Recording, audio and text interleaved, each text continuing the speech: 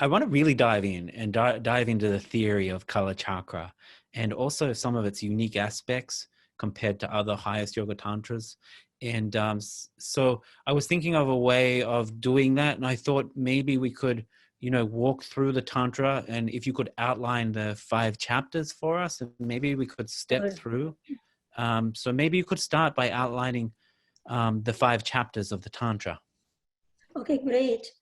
Each chapter is so big that could stand on itself as a volume, but when you really read all of the 5 chapters and you reread them and you reread them, when kind of that intimidation of the complexity goes away, and the clarity begins to emerge, you start seeing how all of these are interconnected in this really unprecedented, amazing ways. Every detail explains some other detail in some chapter. So the first chapter is about cosmos and cosmology, right? That lays out how universe comes, our cosmic system in which we live, right? According to Buddhism, there are many cosmic systems. So it talks about our cosmic system, in which how it comes into existence, how it gets dissolves, what are its structure, measurements, and so on. And after a while, and Vimala Prabhupada, the stainless glass commentary, really, really helpful when reading throughout the Tantra.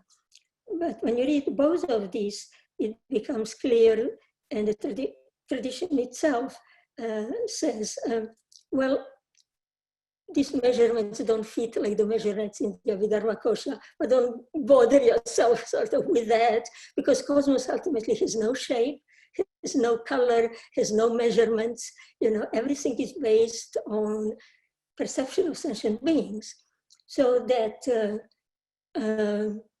so it says, for example, human beings, or let's say other embodied beings whose bodies, subtle and gross bodies, are made out of 5 elements. They perceive the world as made out of 5 elements. Those who are born with their consciousness accompanied by a body that's made out of 2 elements. This world, which I perceive as made of 5 elements, they see it as made of 2 elements, right? And those who are born with like 1 element, like a fire element, they perceive everything as fire. They're like in hell, in a fire hell, when actually there is no, in this room where I sit, where you sit, for them it is a fire hell, because that's what their awareness, their mind perceives through that 1 element by which their consciousness is accompanied. So then the world, they don't take this seriously, right? These measurements and everything. But so where do these elements come from, right? It's a very good question. Ultimately, they don't exist at all. Ultimately, there are 5 types of lights of gnosis. Gnosis, call it jnana in Sanskrit, yeshe in Tibetan. These 5 types of wisdom that oftentimes are represented by 5 Buddhas, right? Yeah. That each has its own light. And so these lights, so I'm abiding in a way. Ultimately, I am in nirvana, but I'm not experiencing as such. I experience it as this gross physical world because my subtle body, which is the basis of this gross physical body, it acts like a veil, so to speak, through which my awareness is looking into this ultimate reality. But the way how ultimate reality comes to me comes as a solidity, fluidity, heat, as these elements, right? So I'm looking at it with my eyes and I'm touching it, right, so to speak, and yet I do not see it.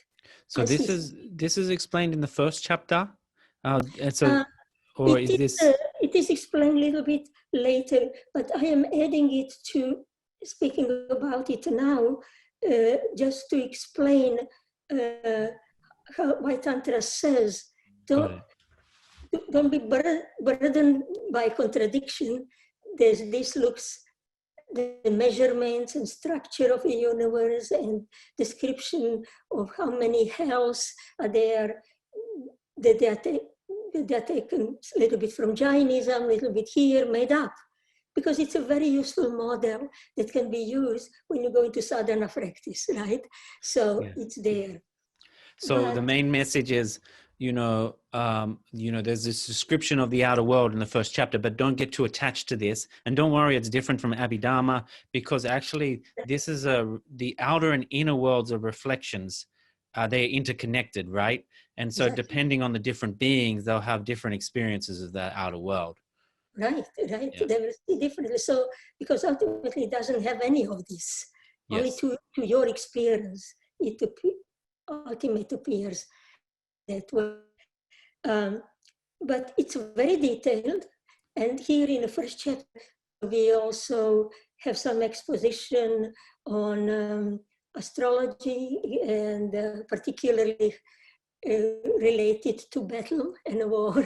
Like when you are in a war and you are wounded on a particular day and this appears or that appears, well, will you survive or not? I don't know, because it leads late to later section or connecting section, which is this Shambhala prophecy and eschatological prophecy of the last battle between good and evil.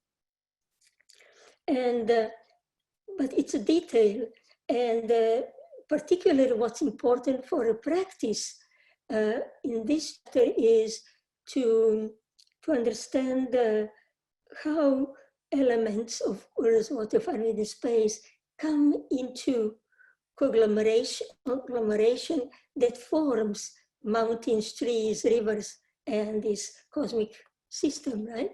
And also, what is the process in which the solution of the world takes place when this Kala Agni, or the fire of time, comes and incinerates all the elements, all this material structure.